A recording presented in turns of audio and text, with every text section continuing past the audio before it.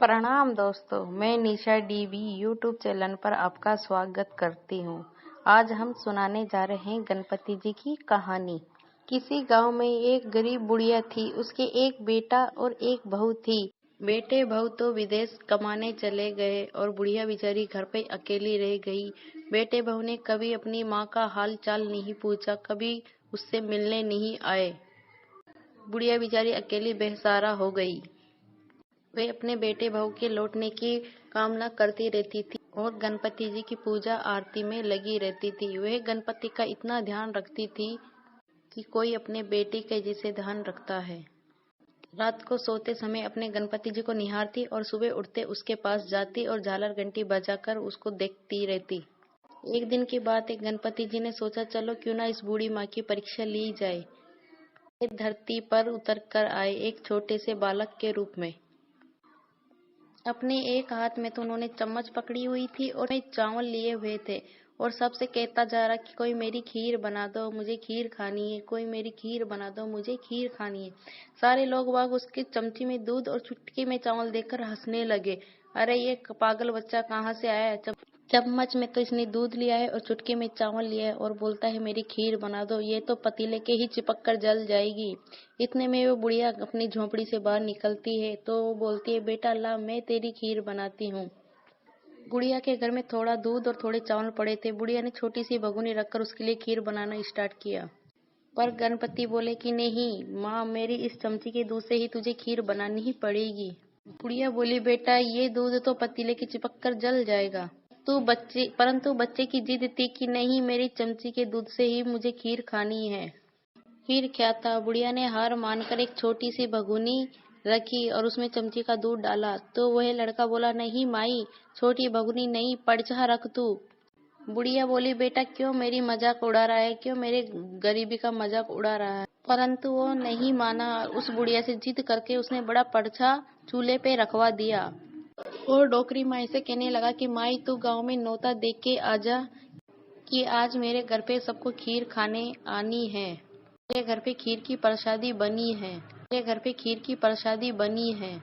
बुढ़िया बोली बेटा क्यों मेरे बुढ़ापे में मजाक उड़वा रहा है? मेरे पहले ही बेटे बहू रूस कर बाहर गए हैं, मेरा कोई सहारा नहीं है। लोग मुझ पर हंसेंगे कि बुढ़िया के पास खाने के तो दाने नहीं, ये खीर की प्रसादी कहाँ से बांटेगी।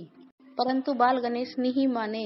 उन्होंने बुढ़िया से जिद करी कि तुम तो गांव में न्योता देकर ही आना होगा। बुढ़िया उसके कहने पर न्योता देने चली गई। इधर गणेश जी खीर के भगोने के पास खड़े रहे। जैसे जैसे वो खीर बनती गई वो खीर बढ़ती गई और वो पतीला भरकर नीचे गिरने लगा। बुढ़िया से जिद करी कि तुम तो गांव में न्योता देकर ही आना होगा। बुढ़िया उसके कहने पर न्योता देने चली गई। इधर गणेश जी खीर के भगोने के पास खड़े रहे। जैसे जैसे वो खीर बनती गई वो खीर बढ़ती गई और वो पतीला भरकर नीचे गिरने लगा। अब बुढ़िया गांव में न्योता देने गई तो गांव के सारे लोग बुढ़िया पे हंसने लगे। अरे तेरे पास खुद के पास तो खाने के दाने नहीं, तू हमें खीर कहाँ से खिलाएगी। परंतु वहाँ पे एक बूढ़ा बुजुर्ग बैठा था। वो बोला कि चल के तो देखते हैं बूढ़ी माँ के कौन सा खजाना हाथ लगा है। गांव के सभी लोग बूढ़ी माँ के खीर की प्रसादी खाने आए। सभी लोग ने भर पेट कर खीर की खूब प्रसादी खाई, परंतु वह पर्चा खाली नहीं हुआ और उसमें से खीर बाहर निकलती गई। बुढ़िया बोली बेटा ये क्या हो रहा है, ये कैसी माया है, तू कौन है? तब वह बालक बोला कि बूढ़ी माँ मैं गणेश हूँ, जिसकी तू ध्यान लगाकर बैठी रहती है। मैं तेरा बेटा गणेश हूँ। बूढ़ी माँ सुनकर बहुत खुश हुई, उसकी आंखों से आंसू गिरने लगे।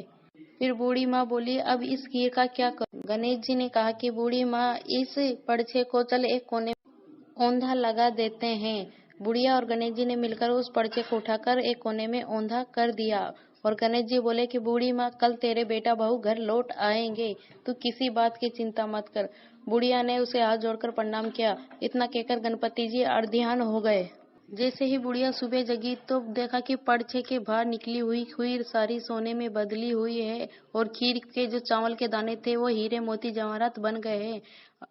ये खबर पूरे गांव में और उसके बेटे के पास विदेश में पहुंच गई। ये बात सुनकर उसके बेटे बहू दौड़े चले आए। बुढ़िया के बेटे बहू ने उसकी माँ से पूछा माँ ये सब कैसे हुआ। बूढ़ी माँ ने गणपति जी की सारी लीला बताई। बेटे बहू और बूढ़ी माँ गणपति जी का धन्यवाद किया और उनके पैरों में पड़कर उनसे आशीर्वाद लिया। हे गणपति जी महाराज, जैसे आपने उस बुढ़िया को सब कुछ दिया, गणपति जी महाराज, जैसे आपने उस बुढ़िया को सब कुछ दिया वैसा सभी को देना। जैसे बेटे बहू उसको मिलाए वैसे सभी के बेटे बहू को मिलाना। सब पर आपकी कृपा बनाए रखना। कहानी सुनता वे हुंकारा भरता। जय श्री गणेशाय नमः।